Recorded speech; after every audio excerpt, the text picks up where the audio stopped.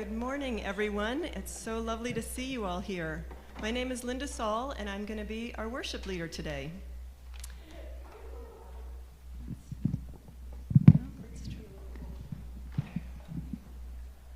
Well, maybe.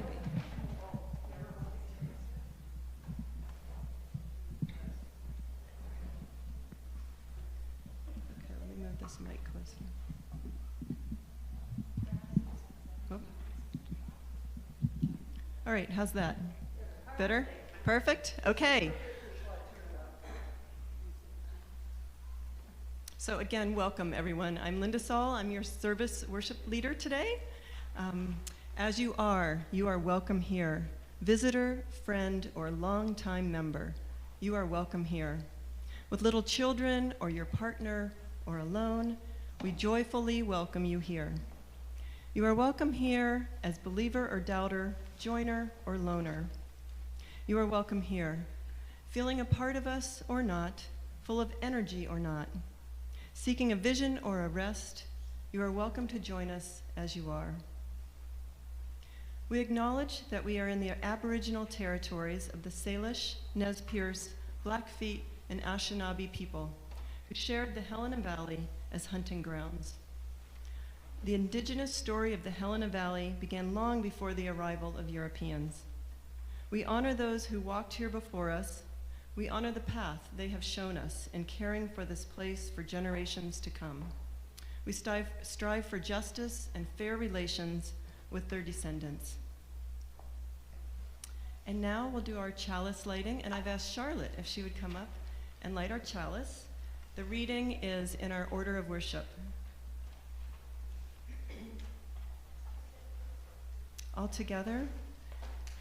May the light we now kindle inspire us to use our powers to heal and not to harm, to help and not to hinder, to bless and not to curse, to serve you, Spirit of freedom. And we have our first song, Light and Darkness, led by Judy Fiel and the assembled Montana Women's Chorus Plus.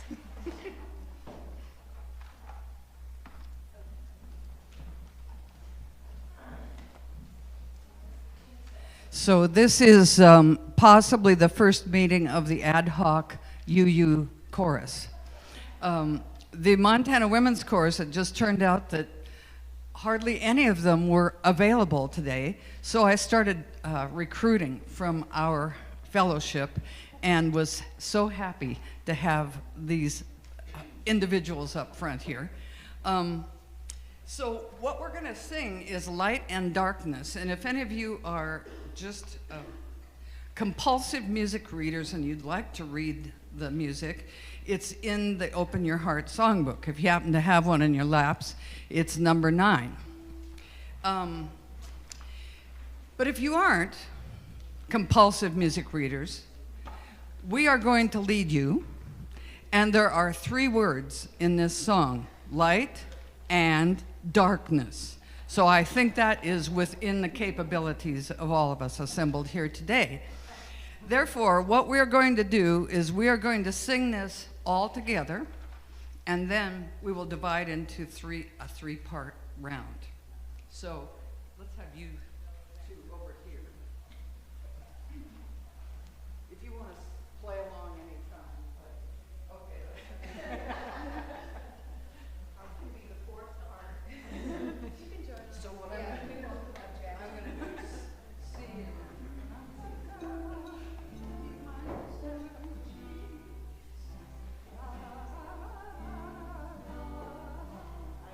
Yeah.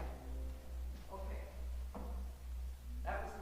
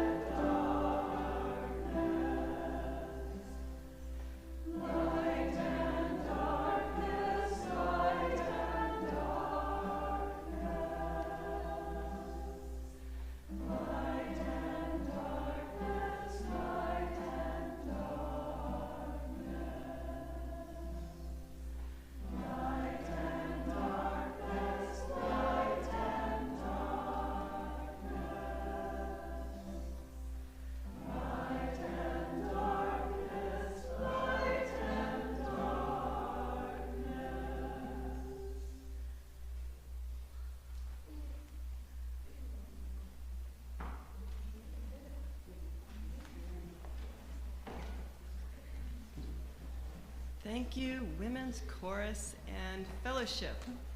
We have a responsive reading. It's number 550 in the Singing the Living Tradition songbook that's in the back.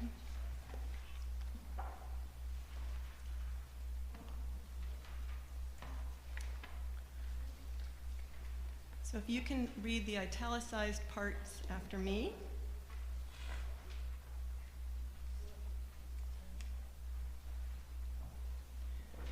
We belong to the earth. This we know. The earth does not belong to us. We belong to the earth. This we know. All things are connected like blood which unites one family. All things are connected. Whatever befalls the earth befalls the sons and daughters of the earth. We did not weave the web of life. We are merely a strand in it. Whatever we do to the web, we do to ourselves. This is the time in our fellowship to share the joys and concerns. Private joys and concerns will be shared later after we turn off the microphone and the video.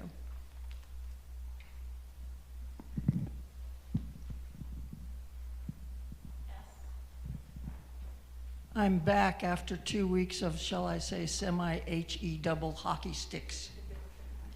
A bad respiratory thing, and I still am not totally well, but I give great joy and thanks for being upright and productive once again.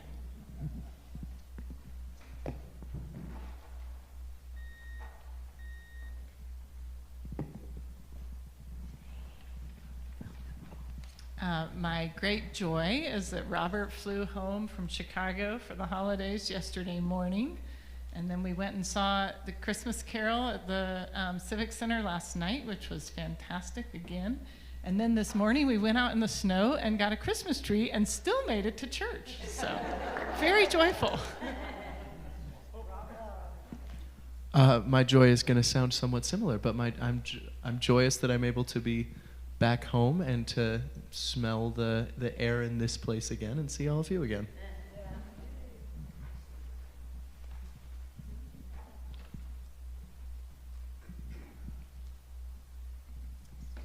I'm going to make an announcement a little early just because I won't be in when it's announcement time. I'll be with the children downstairs.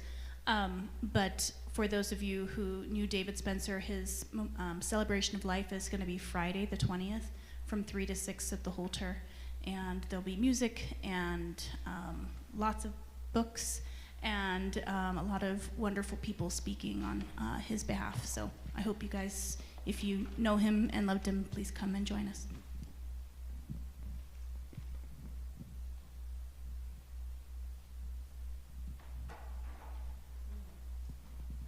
I almost forgot, but this one deserves to be standing up.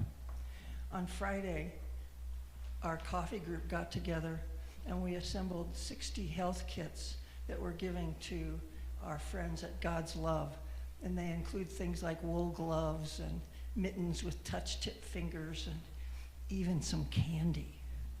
And it was such a wonderful thing to do this. And I want to share my gratitude with this congregation for supporting this effort. It was kind of a big deal. So thank you.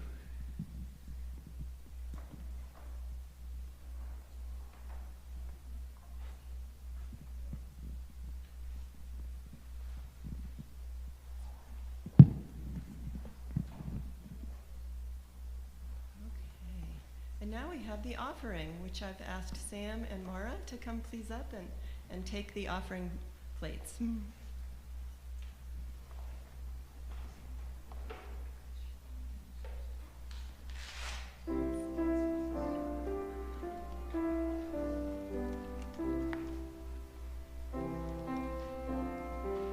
Thank you this day for your gifts and for all gifts of action that make this community possible.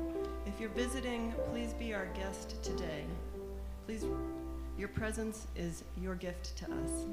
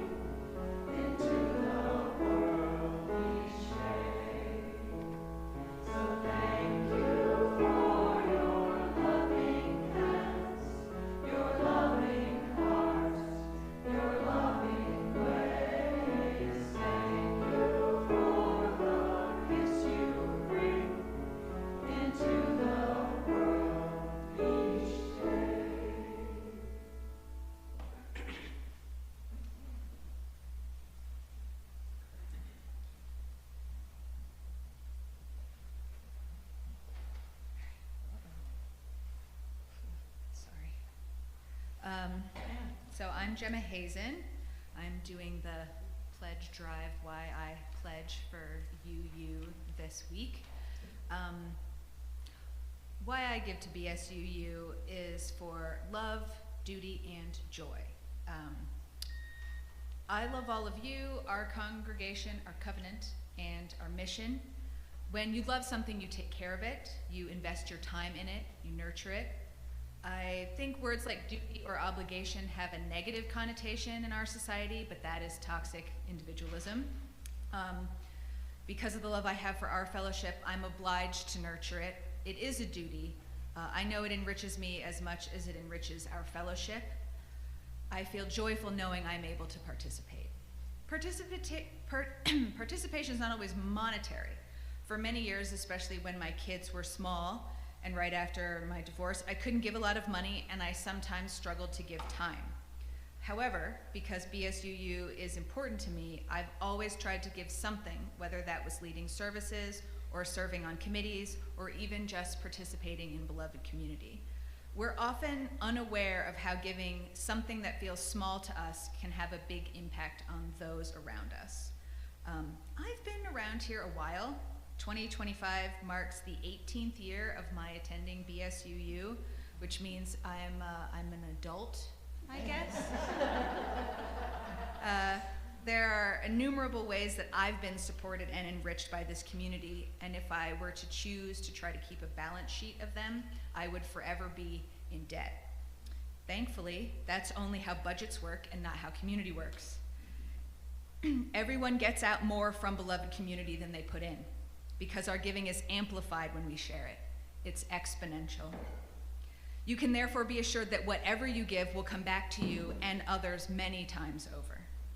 Because you all give to this community in so many ways, and it supports and nurtures me, I choose again and again to give to all of you for love, duty, and joy. This pledge year, please consider how you can support our interdependent web. Personally, I enjoy leading services and can be counted to pinch hit for music. I like to go to the coffee club, which has been very nurturing, and book club. I am a pocket millennial for certain IT needs as well, and have variously also been involved with RE. I think particularly right now, while RE is kind of taking off anew, it is a great place to put your energy, and so if you are looking for a place to put your time, I would suggest that you do so there. And then we'll all now get to be nurtured by Lynda's wonderful service.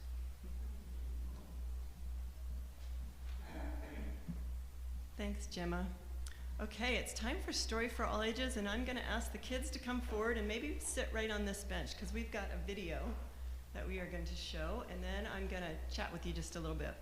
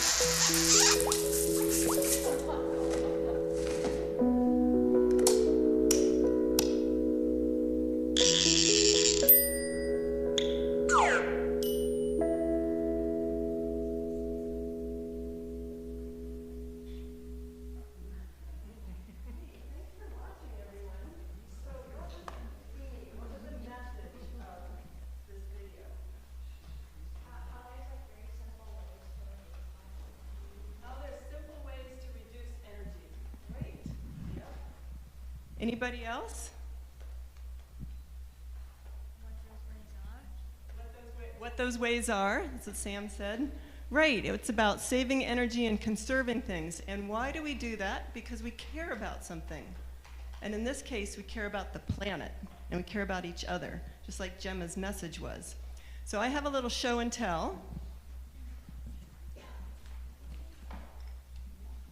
Okay, so this light bulb was invented by Thomas Edison in 1879. It's an incandescent light bulb. Has anyone seen one of these?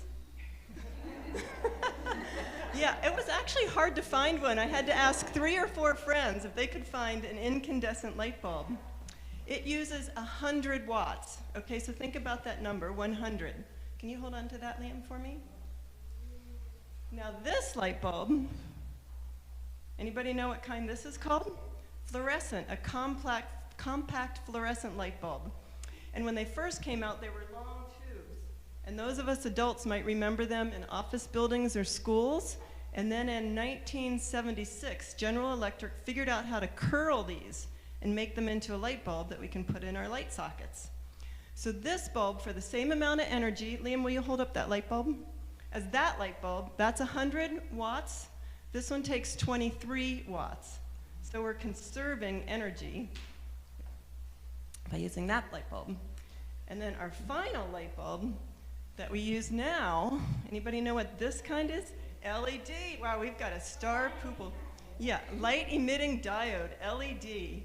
And so this has been around for maybe 15 or so years. And for the same amount of energy as 123, this is about 14. So, can you hold this? Thank you, Vivian. Okay, so. Oh, well, I know, we're all using more and more energy. But the video shows, and I wanted to talk to the kids and all of you, that by changing our light bulbs is a very simple thing we can do to use less energy while still getting the same amount of light.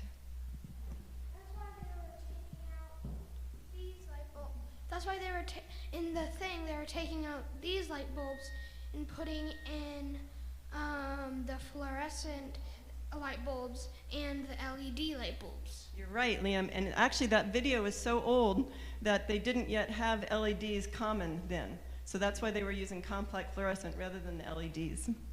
All right, thank you, everyone. I think we'll sing you out to religious education.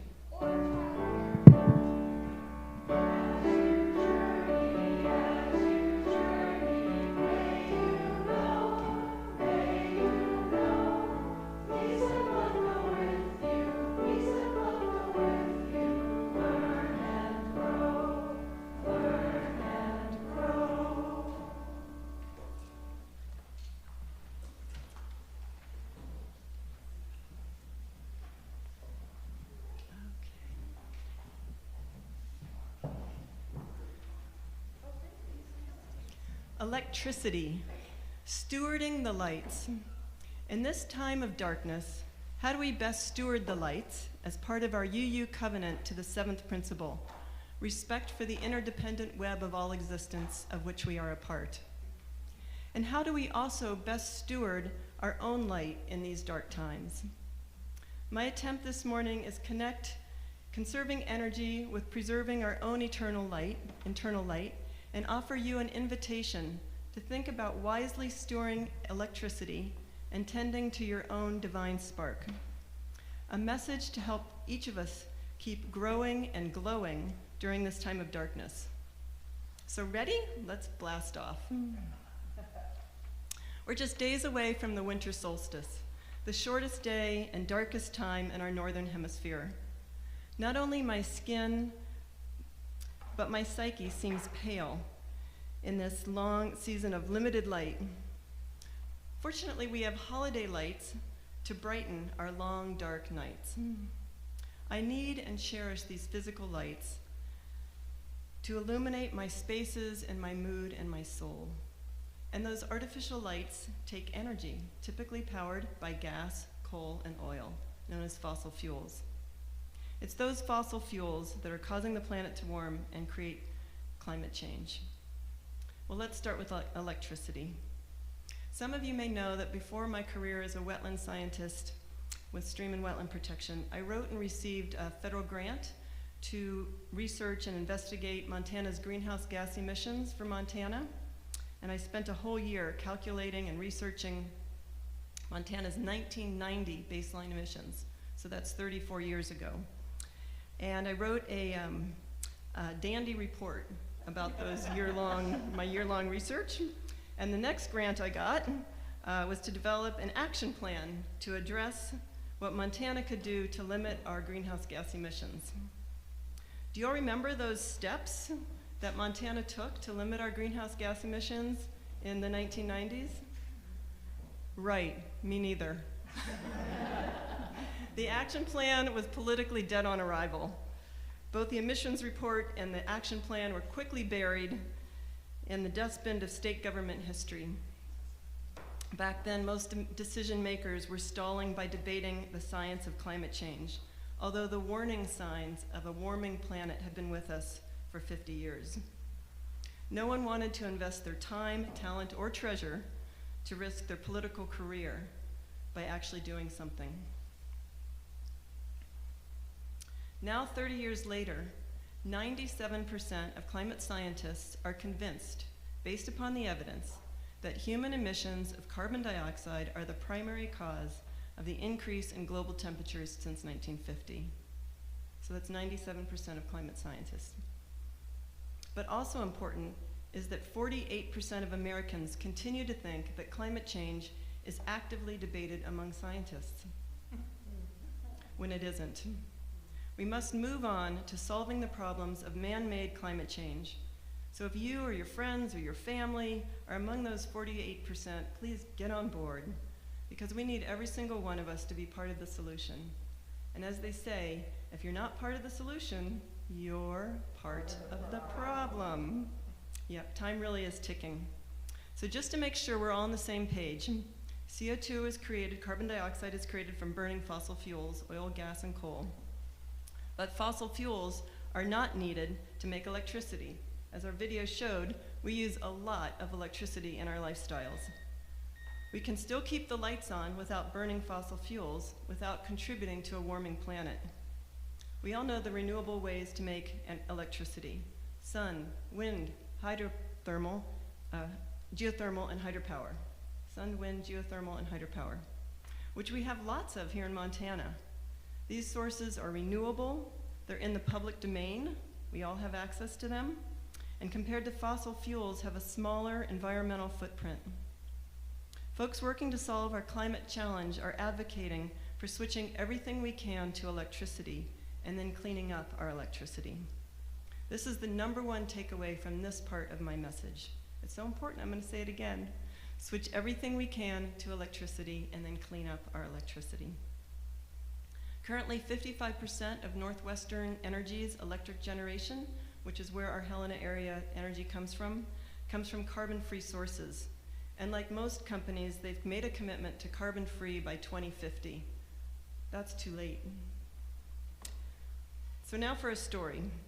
When it was time to re-roof my house down here on 5th Avenue in Helena, partly because it was cedar shakes, and also because it was aging, I learned that I was in the expanded urban fire zone.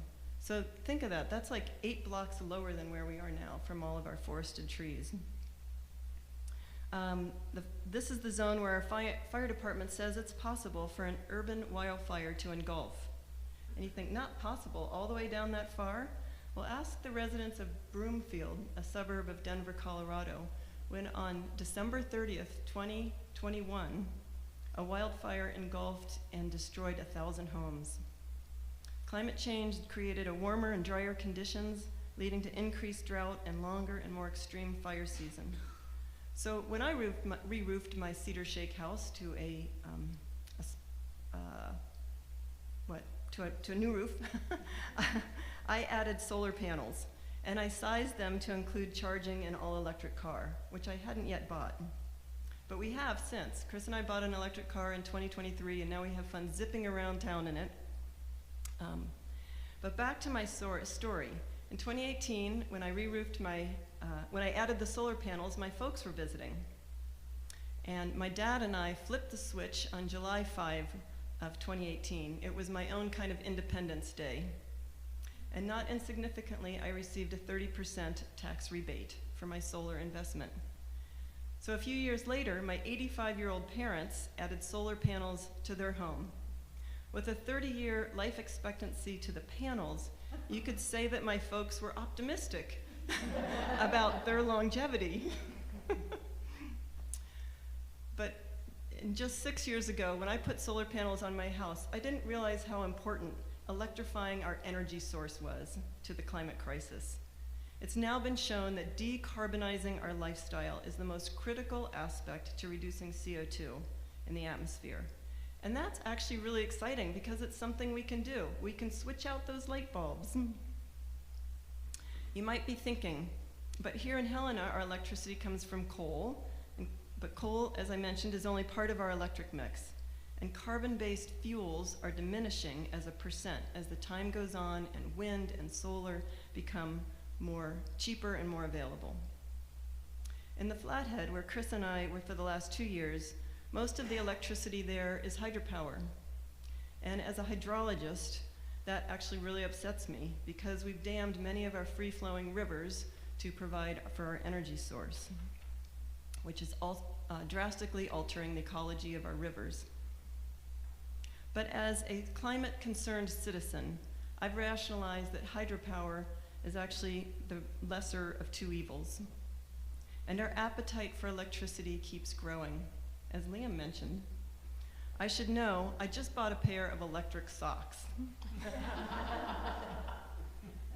My point here, though, is that we can and we should switch everything possible to electricity and support the policies that help increase our renewable energy sources, and importantly right now, increase our electric transmission capacity. Energy experts say that 95% of the new electricity waiting to come online onto the grid is from renewable resources. My response to the dark election outcome and the increased concern of climate change has been to get involved in the bipartisan citizens climate lobby. Currently, we're working on electric generation permitting reform so that the new renewable energy sources can get on the grid. And maybe you've seen, I wrote a letter to the editor that was in the IR and the Billings Gazette and several other papers this week. All of this speaks to our seventh principle, respect for the interdependent web of all existence of which we are a part. By the way, I'm still covenanting to affirm and promote those 7 principles in addition to our 5 petals. And that's what I really like about this, our Unitarian Universalist faith, is that we can and do both. Since the burning of fossil fuels is the main driver of climate change, we can summarize a significant part of what we need to do with these phrases that give us the big action picture. Electrify everything, transition to clean energy, reduce energy use, and regenerate nature. The Natural Resources Defense Council states that clean electricity combined with electrification could cut 70 to 80% of current US greenhouse gas pollution. 40% of our carbon emissions come from our houses and the vehicles we drive. Therefore, as I mentioned before, we have a huge control over this part of the global climate change and the global challenge. One by one, we can switch over our machines and our appliances to electricity. Sometimes the best option is to wait until they need to be replaced anyways, like a roof. Replace items with an electric one. For example, rather in the rush of an emergency, when your car dies or your stove dies, and simply replacing the old fossil fuel car, stove, or clothes dryer with another fossil fuel one, plan ahead and do some research and figure out what electric option you can do. Experts suggest to have an electrification plan for your home, for your life, and I'd suggest for our fellowship here. Hey, I know. Let's start with light bulbs. Chris and I bought these and don't need them. Oh, Chris and I bought these and we don't need them. These are LED lights, so they will be out on the treats table, and anybody who wants a treat can take these dimmable LED lights.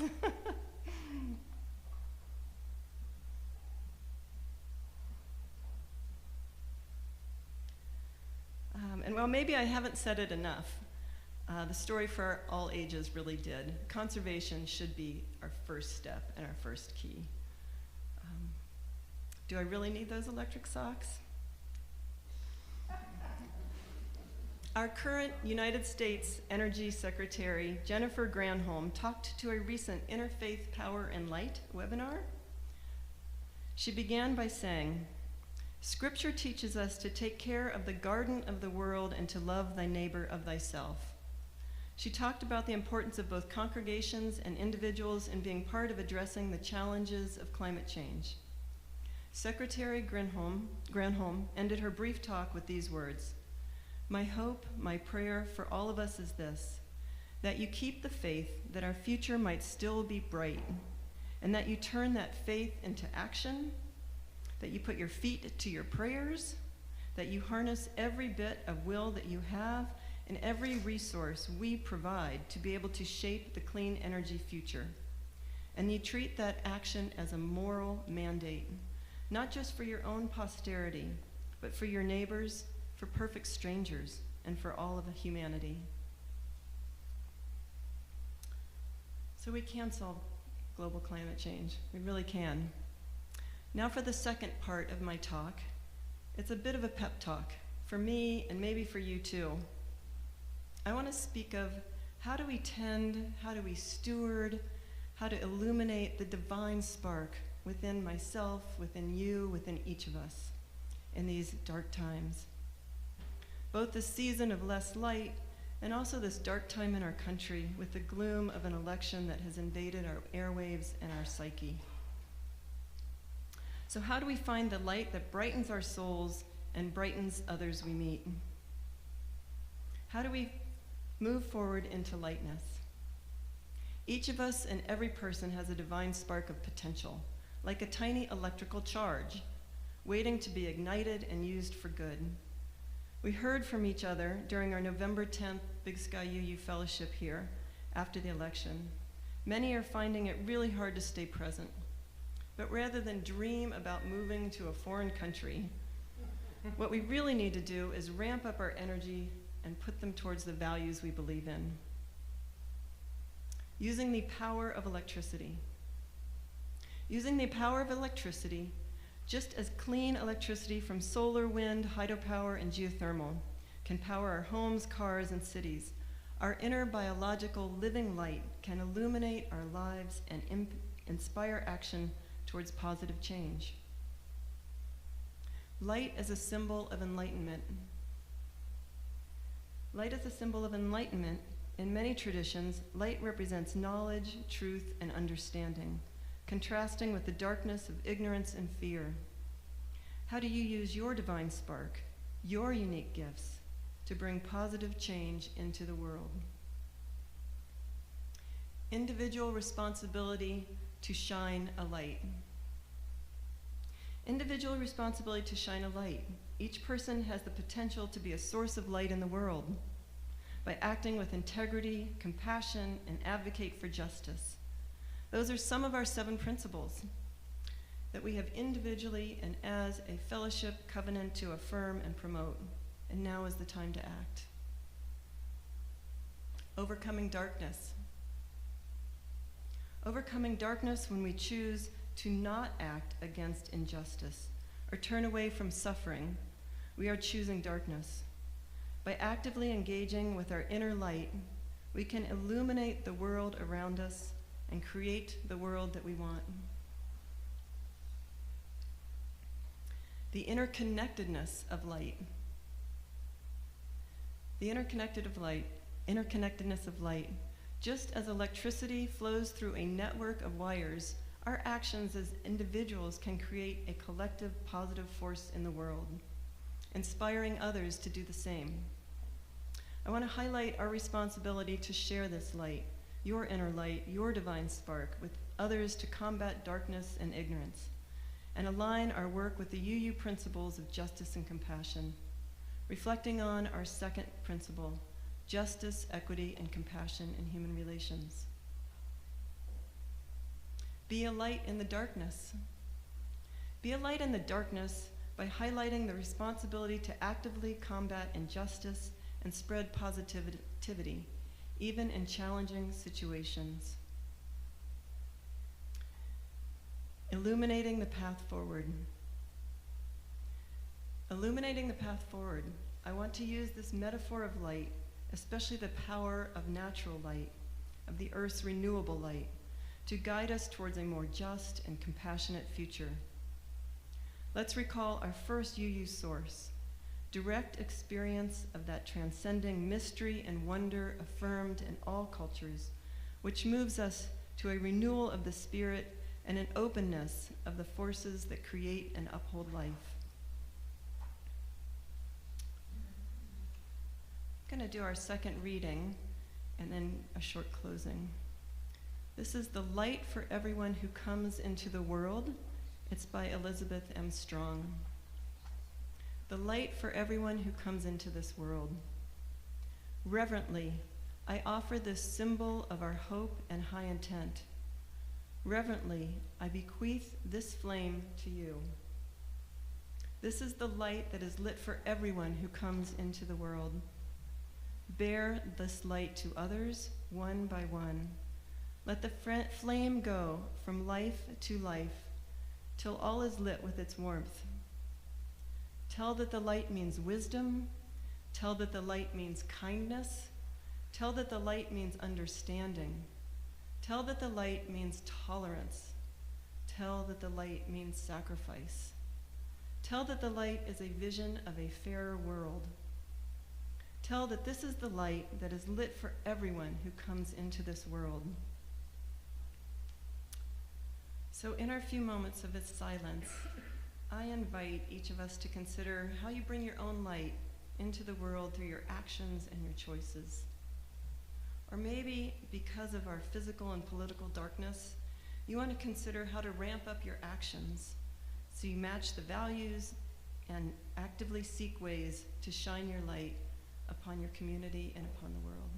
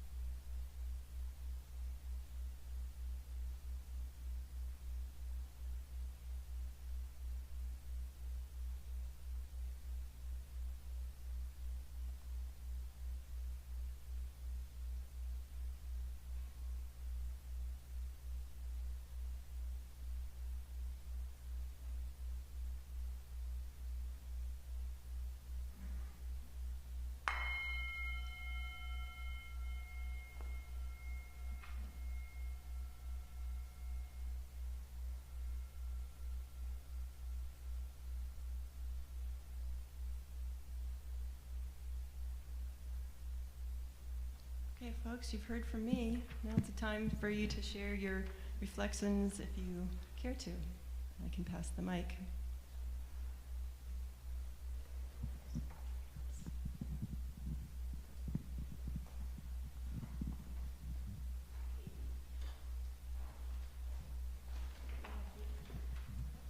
Thank you, Lynda. The information you share and the research you do and the professionalism that you've brought to your career and sharing now with us is helpful. And I noticed a quote from Henry David Thoreau that I thought of while you were speaking. So it says, quote, "This curious world," and then I put in parentheses, "and body," unquote, "we inhabit is more wonderful than convenient, more beautiful than it is useful. It is more to be admired and enjoyed than used."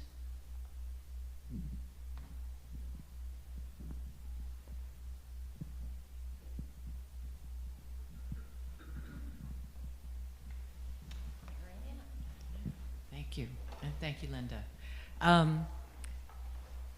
These do seem like dark times, and we are heading into a legislative session that does not look positive. However, I have heard that the supermajority is over, and that there are some moderate Republicans that have been elected. So there is opportunity for action, and I will just simply say I don't have all the pure facts right now, but I will try and put at the bottom of announcements, and anyone else, actions that you think you would like to take as far as the future and the legislature. I know it can be a drag. Reading all those announcements, they get so long. I hear complaints about that all the time. Anyway, we'll put them at the bottom, and so if you're truly interested and willing to make a change, we'll try and keep you posted on that. Thank you.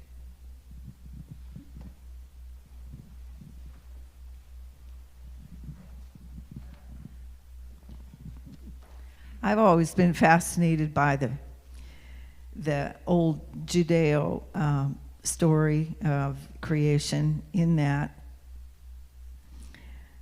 light was created way before the physical sources of light were created. It says in the 3rd verse of the 1st chapter of Genesis, "And God said, 'Let there be light,' and there was light. And God saw that the light was good." And this is several verses before the sun and the stars were made. So that is the unseen light, the light of spirit, the light from which we were created. I realize that that is my true nature.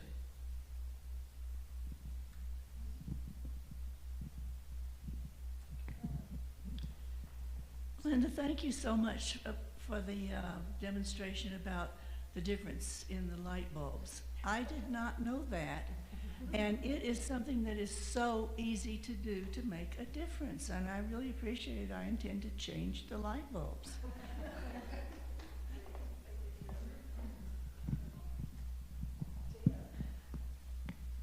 Yeah, thank you, Lynda. I'm going to stand. I'm not a member, just a guest today, but Dan Lloyd, and I met Lynda 16 years ago when I moved to Helena as an AmeriCorps Vista, working on a project called Neighborhood Conservation Clubs. And what I did was try and arm people with a lot of the same information that was shared today, and in community, in groups, to share those resources, whether it be knowledge or ability to climb up in an attic and add insulation. So thank you very much. Thank you all for welcoming me, and I appreciated the quote reading, because I was also thinking of a quote, surprisingly not energy related, but light related. And this is a James Baldwin quote. "The longer I live, the more deeply I learn that love, whether we call it friendship or family or romance, is the work of mirroring and magnifying each other's light. Gentle work, steadfast work, life-saving work in those moments when life and shame and sorrow occlude our light from our own view, but there is still a clear-eyed, loving person to beam it back. In our best moments, we are that person for another."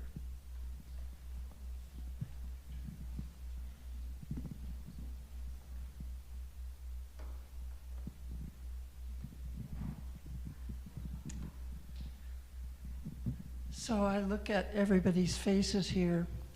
Many of you I regard as close friends. And the reason that we come to this church is Unitarians choosing to be Unitarians. And in all the surveys we've ever done about asking about our interests, social justice is the top of the heap. That unites us, not only in our hearts, for wishing that there were better conditions for every critter and person skittering around the earth, particularly those that are disadvantaged. As an aside, could we be luckier to be alive in this time and place, to be in this warm building, to know that we can go home and have something to eat? I feel like the simplicity of our blessings is great good fortune. And we all are aware of how much misfortune exists in the world. And it drives us.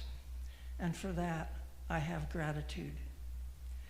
And I want to say something about our future. As you know, in the last few years, we've focused a lot of our social justice efforts and money to feeding homeless people. And there have been ideas floating around about, well, what can we do to expand our mission? And that would be a good topic of conversation, because there's plenty of stuff we might be able to do given the size of our fellowship and certainly given our motivation.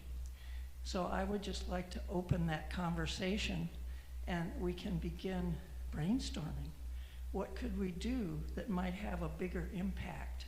Could we help people switch to electricity?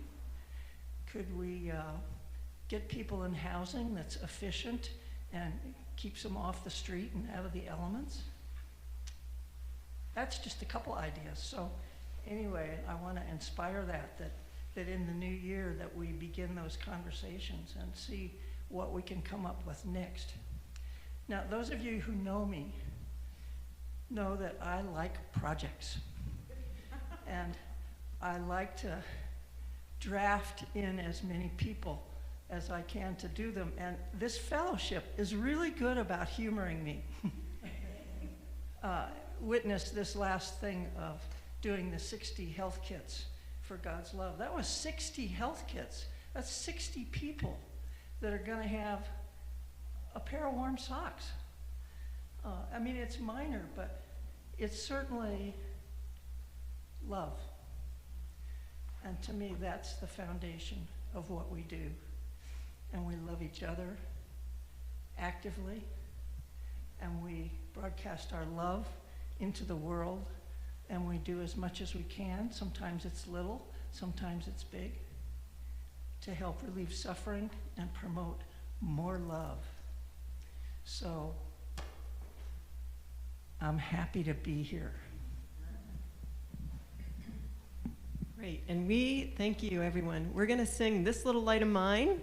It's 118 in the Singing the Little Tradition, Singing the Living Tradition songbook.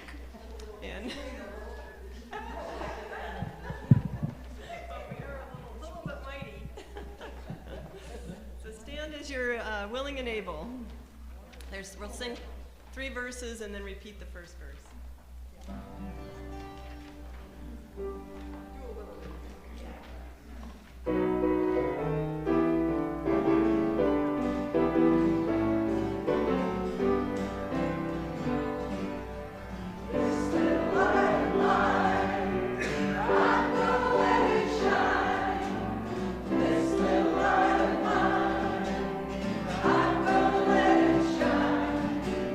This little light of mine, I'm gonna let it shine.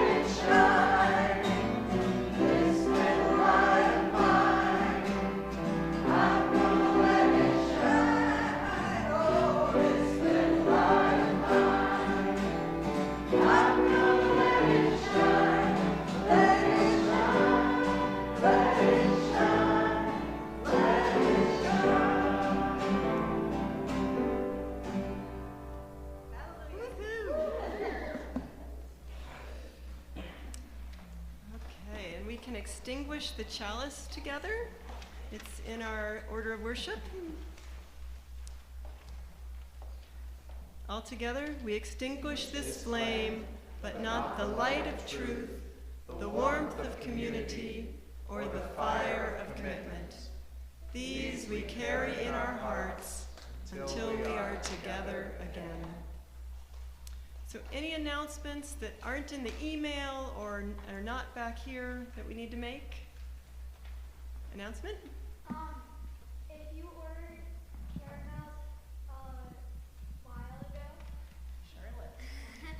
if you ordered caramels or caramels a long time ago, they arrived at school a couple weeks ago, and we're delivering them today. So if you ordered them, you can come see me in the coffee room, and I'll get your order.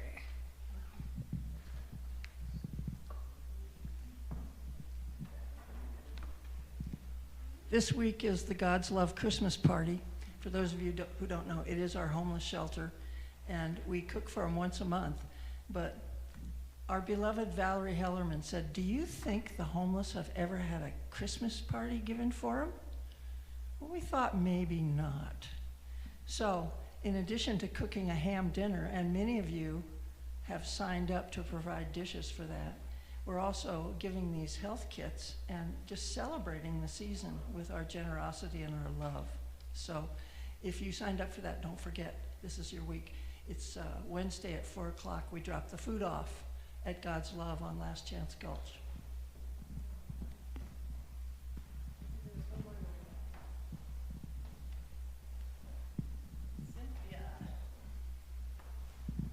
Hey guys, so if you know anyone who needs a warm coat for the winter, there may be someone you know in the community, or maybe even a family member, maybe yourselves, that needs a warm coat. There are still some at the United Way. You just walk in the door and ask them for the coat donations. They only have adults left. Sorry, unfortunately the children's are gone, but they still have adults in the basement. You can go choose one.